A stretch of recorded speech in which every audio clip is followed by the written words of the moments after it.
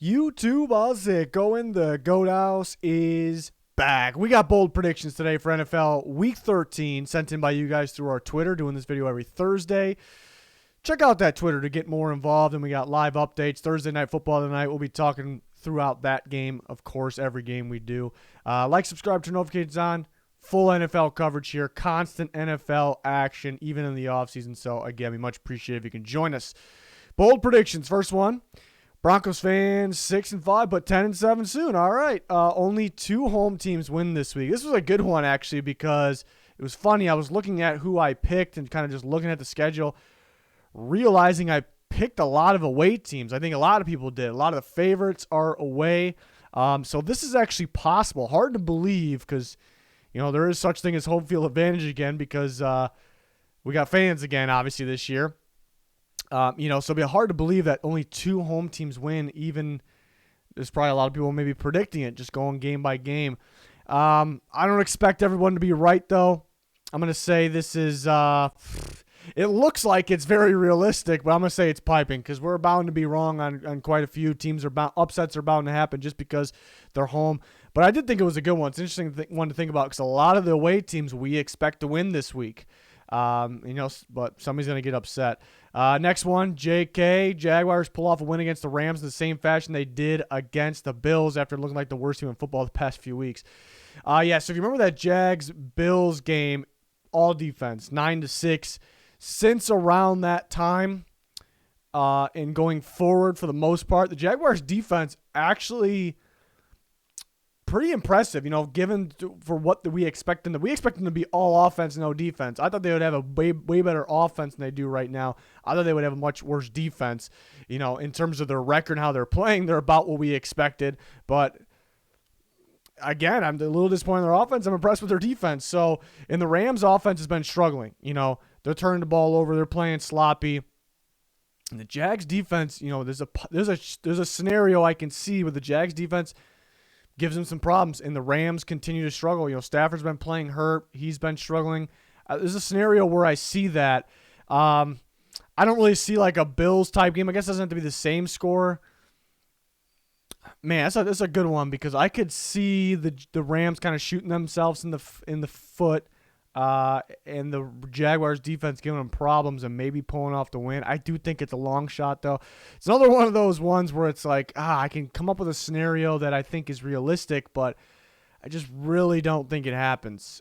Jaguars could win. I just really don't think it happens. I'm just worried about the Jaguars' offense. They're gonna have to.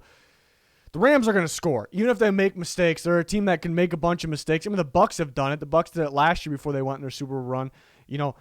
Just a bunch of mistakes, but they still are going to score. They're still going to put points on the board and make it a game. So that's how I view the Rams as Jaguars' offense would have to get going to win this one. But it's interesting to think about what if the Rams blow another one. It's going to be a meltdown there. Caleb Penny Koser, both Broncos running backs rush for 100, so both Melvin Gordon and Javonte Williams go for 100. That's tough to do, but they're both running very well. They're using their running backs more. They're using Javonte Williams more. It's a big factor of their offense. The Chiefs, I still don't really know fully what to expect from the Chiefs. They've gotten much better. The defense has gotten much better. Early in the year, you can definitely run all over them. Lately, not so much. They're off a bye week. Do they get cold from that bye week? I'd say this. If the Broncos do win this game, I'd say it's because the running game was too much. It was too physical for the Chiefs, and I do think that's a possibility. I still think it's possible for somebody to run all over the Chiefs. So I'm still going to say it's hot because there is a scenario where maybe the Chiefs are scoring too much where the Broncos kind of just have to – they can't run that much because they got to play keep up. I think a lot of people are actually predicting that to be the case. I'm really not so much predicting that because I think people have still got it kind of stuck in their head that the Chiefs are all offense. But even when they've been on this kind of streak, kind of getting hot, offense hasn't scored a lot of points. It's, the defense is really stepping up. The offense has stepped up, but it's more so they're more balanced right now. So I'm excited for that game. I can see that going a bunch of different ways there. Jay Cincy's back. We got Joe Mixon again. We're rolling with this Joe Mixon thing. Continues to impress. 200-plus scrimmage yards and multiple touchdowns. Joe Mixon's feasting right now. He's he's on fire. He's kind of sneaking up there with Jonathan Taylor to, as the best backs in the league so far this year. Obviously, Derrick Henry going down kind of put, two different guys at the top. But Bengals, again, they're playing the Chargers. The Chargers are the worst run defense in football. Joe Mixon's feeling it. This Bengals offense is feeling it. The run blocking's better. 200-plus scrimmage yards, so that's rushing and receiving, multiple touchdowns. I'm going to say it's happening. What I do worry about, maybe that's a little bold for me just to say it's happening, but what I do worry about is I hope Zach Taylor and the Bengals kind of don't overthink things against the Chargers because, the Bengals they've been so good just running the football. The last two games where they've been dominant, they haven't really had to pass the ball a whole lot. They just kind of pass the ball here and there. We're going to run the ball, and that's forcing teams to make, that's the good thing. It's forcing teams to be like, we got to worry about this run game now, when we play this team. And the Chargers are doing that against everybody because they can't stop the run. So they're trying to figure things out to stop the run. So the Bengals, I worry about them overthinking it. Like they're going to be stacking a box. We're going to worry about the run because I've been watching the last couple games. Let's throw on them. And the Bengals can win that way. I just hope they don't overthink it. I think even if the Chargers know runs are coming, if they stack the box, they seem to not be able to stop it still. And whether that's inside, outside, getting the running back the ball in the passing game on the outside. We saw that in the Broncos game last week. So feed Joe Mixon. Continue to feed Joe Mixon. So don't overthink things here. But I think this is happening. It should, at least. Tyler Martirano, the Dolphins offense doesn't have any turnovers against the Giants. Yeah, defensive battle brewing there in that one. Giants, Dolphins, two of maybe the hottest defenses in football, really rolling right now. I'm expecting turnovers because how good those defenses are, but because maybe the lack of offense. Will it be Glennon, Daniel Jones? They both turned the ball over. And the Dolphins have, Tua's turned the ball over a little bit. Obviously, but he's playing a lot better recently. The Dolphins' offense is getting a lot better, so it's very possible the Dolphins don't turn the ball over.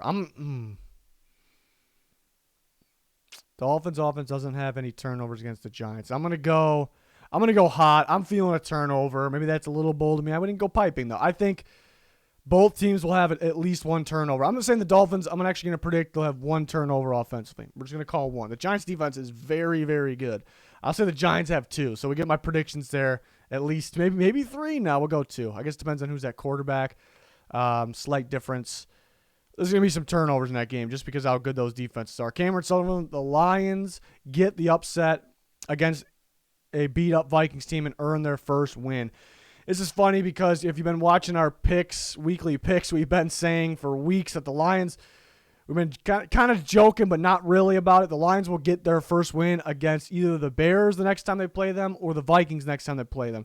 Well, there came the Bears game last week, the second Bears game on Thanksgiving. The Lions had them, but couldn't pull it off. So that can't happen. They played the Bears twice. So that just leaves the Vikings, and here it is this week. They almost had them last time. So based on what we've been saying nonstop, the Lions need to win this game. They're going to win this game, but it's just so hard to pick the Lions to win, especially they just don't have the talent, but the coaching staff's been letting them down, when they have been in the opportunity to win games as well. They haven't been able to execute in those moments. So it's tough to pick them, but I could see it. I really can see it. The Vikings defense is really struggling.